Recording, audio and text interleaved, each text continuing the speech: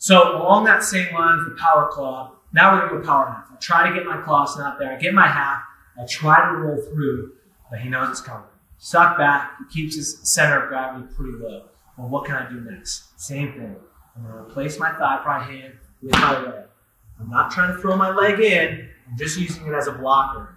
So now I can bring my free hand up, put it on the back of his neck, and then once I'm here, I kind of switch my hands a little bit, and I put my wrists together like this, so that I can rock over top and really start to get that elbow high on my opponent. So I switch sides, look for my claw, it's not there.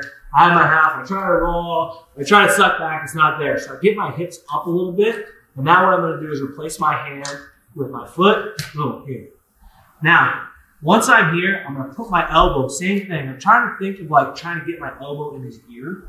But as I do this, I'm going to switch my hands, and I can either lock or go wrist like this. Once I'm here, I'm just trying to shove his head down, but I'm rolling over the top with my weight. If I just try to push his head down, he might have a strong enough neck to do that.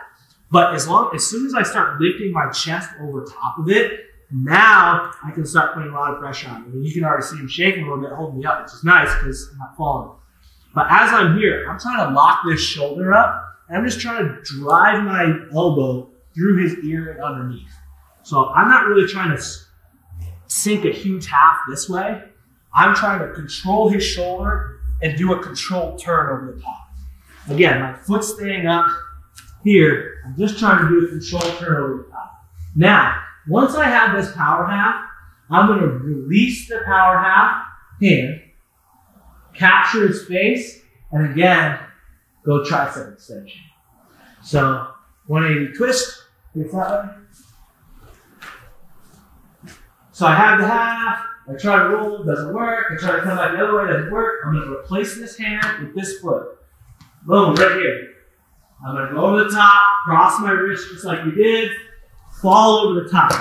Once I'm here, it's good. I can just re-grab this arm and pull it towards me, but I can also release, grab his face, and then punch this hand into my tricep extension like we did before.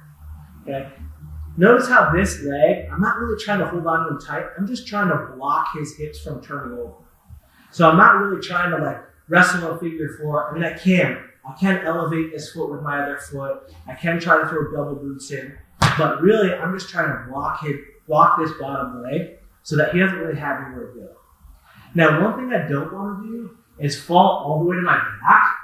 I want to get, once I'm here, I'm kind of like on my side, and I try to scooch out of the way so that I might be able to get a pin. It's going to be hard to get a pin here, but I might be able to do it. If this guy tries to turn into me at all, I can start wrestling and like basically lock him up by pointing him at me, and I have that half looking for my pin. So it's very similar to the power claw, except the finishing position is a little bit different. So when I replace my hand, I have that half.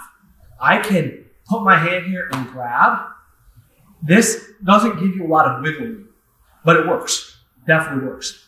If I go wrist and thumbs up, now I can really crank and rotate my hands, push this elbow down, push this hand up, and create a lot of pressure on his neck and his shoulder. It's really about turning that whole shoulder complex from his pec to his deltoid to his rotator cuffs and his biceps, really turning that whole thing over in his rib cage.